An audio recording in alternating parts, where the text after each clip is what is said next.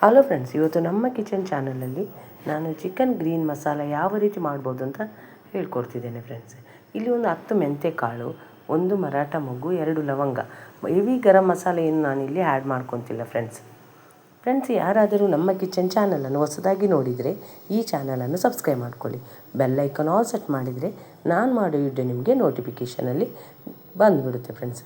ಈಗ ಇದನ್ನೆಲ್ಲ ನಾನು ಮಿಕ್ಸಿ ಜಾರ್ಗೆ ಹಾಕ್ಕೊತೇನೆ ಫ್ರೆಂಡ್ಸ್. ಅದರ ಜೊತೆಗೇ ನಾನಿಲ್ಲಿ 1 ಮುಷ್ಟಿಯಷ್ಟು ಕೊತ್ತಂಬರಿ ಸೊಪ್ಪನ್ನು ಹಾಕ್ಕೊತೇನೆ.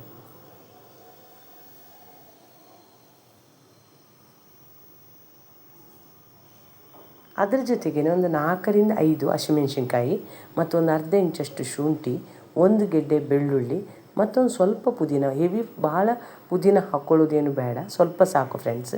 ಅದರ ಜೊತೆಗೇ 1-2 ಚಮಚದಷ್ಟು ಕಾಳು ಮೆಣಸು ಹಾಕ್ಕೊತಿದ್ದೇನೆ. ಅದಕ್ಕೆ ಹಸಿಮೆಣಸಿನ್ಕಾಯಿನ ಕಡಿಮೆ ಹಾಕ್ಕೊತಿದ್ದೇನೆ ಫ್ರೆಂಡ್ಸ್. ಇದು ಒಂದು ಅರ್ಧ kg ಚಿಕನ್ಗೆ ನಾನು ಈ ಮಸಾಲ ರೆಡಿ ಮಾಡ್ಕೊತಿದ್ದೇನೆ. ಕೊನೆಯಲ್ಲಿ ಚಿಟಿಕೆ ಅರಿಶಿಣವನ್ನು ಕೂಡ ಹಾಕ್ಕೊಂಡು, ಇಲ್ಲಿ ಭಾಳ ನೀರನ್ನು ಸೇರಿಸ್ಕೋಬೇಡಿ, ಒಂದು 2 ಟೇಬಲ್ ಸ್ಪೂನ್ ನೀರನ್ನು ಸೇರಿಸ್ಕೊಂಡು ಸ್ವಲ್ಪ ಗಟ್ಟಿಯಾಗಿ ಇದನ್ನು ರುಬ್ಕೋಬೇಕು ಫ್ರೆಂಡ್ಸ್.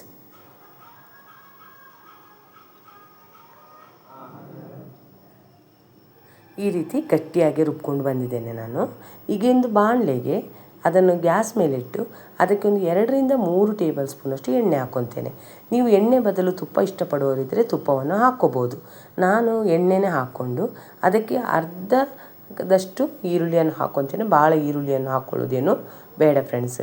ಇದು ಸಾಧಾರಣವಾಗಿ ಚಿಕನ್ ಗ್ರೀನ್ ಮಸಾಲ ಚಪಾತಿ ಜೊತೆ, ರೈಸ್ ಜೊತೆ ಸೈಡ್ ಡಿಶ್ ಆಗಿ ತುಂಬ ರುಚಿಯಾಗಿರುತ್ತೆ ಮತ್ತು ಬೇಗನೆ ಮಾಡ್ಕೋಬೋದು. ಮತ್ತು ಬ್ಯಾಚುಲರ್ಸ್ ಅಂತೂ ಇದನ್ನು ಬೇಗನೆ ಮಾಡ್ಕೋಬೋದು ಫ್ರೆಂಡ್ಸ್.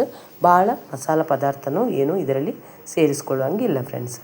ಈಗ ಇದಕ್ಕೆ ನಾನು ಈರುಳ್ಳಿ ಒಂದು ಸ್ವಲ್ಪ ಫ್ರೈ ಆದಮೇಲೆ ಅದಕ್ಕೆ ಚೆನ್ನಾಗಿ ತೊಳೆದಿಟ್ಟಂಥ ಚಿಕನನ್ನು ಹಾಕ್ಕೊತೇನೆ. ಈಗ ಚಿಕನನ್ನು ಕೂಡ ಒಂದು ಸಲ ಮಿಕ್ಸ್ ಮಾಡಿಕೊಂಡ್ರೆ ಸಾಕು. ಜೊತೆಗೆ ಒಂದು ಸ್ವಲ್ಪ ಉಪ್ಪನ್ನು ಕೂಡ ಹಾಕ್ಕೋಬೇಕು. ಈಗ ಉಪ್ಪನ್ನು ಹಾಕ್ಕೊಂಡ್ಮೇಲೆ ಒಂದು ಸಲ ಮಿಕ್ಸ್ ಮಾಡಿಕೊಂಡ್ರೆ ಸಾಕು. ಭಾಳ ಹೊತ್ತೇನು ಫ್ರೈ ಮಾಡ್ಕೋಬೇಕಂತ ಇಲ್ಲ. ಫ್ರೈ ಮಾಡ್ಕೋಬೇಕಂದ್ರೆ ನಾವು ರುಬ್ಬಿರುವ ಮಸಾಲ ಪೇಸ್ಟನ್ನು ಕೂಡ ಹಾಕ್ಕೊಂಡು ಇದನ್ನು ಫ್ರೈ ಮಾಡ್ಕೊಳ್ಳೋಣ. ಇಲ್ಲಿ ನಾವು ನೀರನ್ನು ಮಾತ್ರ ಸೇರಿಸ್ಕೋಬಾರ್ದು ಫ್ರೆಂಡ್ಸ್.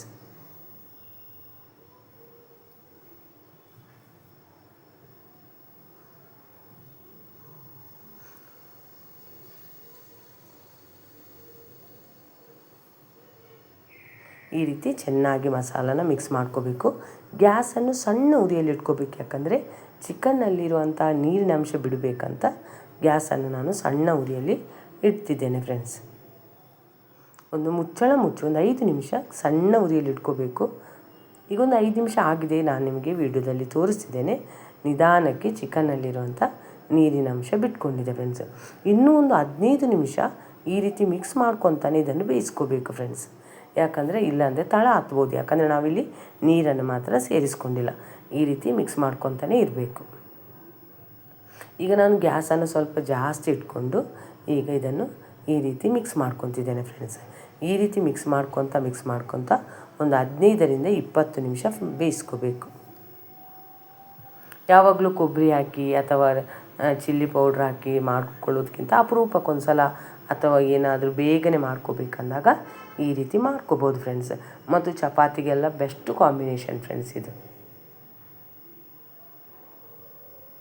ನೀವು ವಿಡಿಯೋದಲ್ಲಿ ನೋಡ್ತಿದ್ದೀರಿ, ನಾನೇನು ನೀರನ್ನು ಸೇರಿಸ್ಕೊಂಡಿಲ್ಲ, ಚಿಕನ್ನಲ್ಲಿರುವಂಥ ನೀರೇ ಬಿಟ್ಕೊಂಡಿದೆ ಫ್ರೆಂಡ್ಸ್. ಮತ್ತು ನಿಧಾನಕ್ಕೆ ಸೈಡಲ್ಲಿ ಎಣ್ಣೆ ಅಂಶ ಬಿಟ್ಕೊತಿದೆ ಫ್ರೆಂಡ್ಸ್. ಈಗ ಒಂದು ಸ್ವಲ್ಪ ಉಪ್ಪು ಕಡಿಮೆ ಆಗಿದೆ ಅಂತ ಒಂದು ಸ್ವಲ್ಪ ಉಪ್ಪನ್ನು ಸೇರಿಸ್ಕೊತ ಮತ್ತೊಂದು ಸಲ ಇದನ್ನು ಮಿಕ್ಸ್ ಮಾಡ್ಕೊತೇನೆ. ತಳ ಹತ್ತೋದಕ್ಕೆ ಮಾತ್ರ ಬಿಡಬಾರ್ದು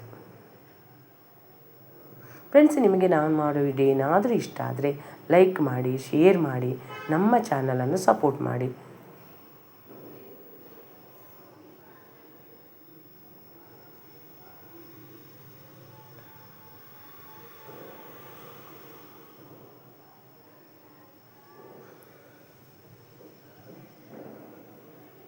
ಇಲ್ಲಿ ಟೊಮೆಟೊ ಹಣ್ಣು ಹಾಕಿಲ್ಲ, ಅದರ ಬದಲಿಗೆ ನಾನು ಲಿಂಬೆ ಹಣ್ಣನ್ನು ಹಾಕ್ಕೊತೇನೆ ಫ್ರೆಂಡ್ಸ್.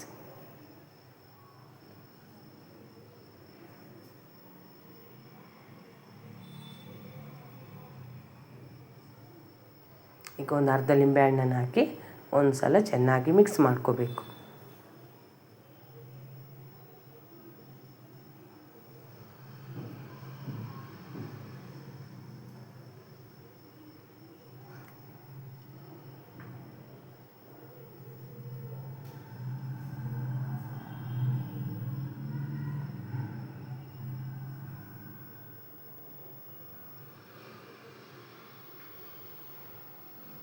ನೋಡಿದ್ದೀರಲ್ಲ ಫ್ರೆಂಡ್ಸ್, ಯಾವ ರೀತಿ ನಾನು ಗ್ರೀನ್ ಚಿಕನ್ ಮಸಾಲ ಮಾಡಿದೆ ಅಂತ. ಈ ವಿಡಿಯೋನ ನೀವು ನೋಡಿದ್ದಕ್ಕೆ ನಿಮಗೆ ತುಂಬ ಧನ್ಯವಾದಗಳು ಫ್ರೆಂಡ್ಸ್.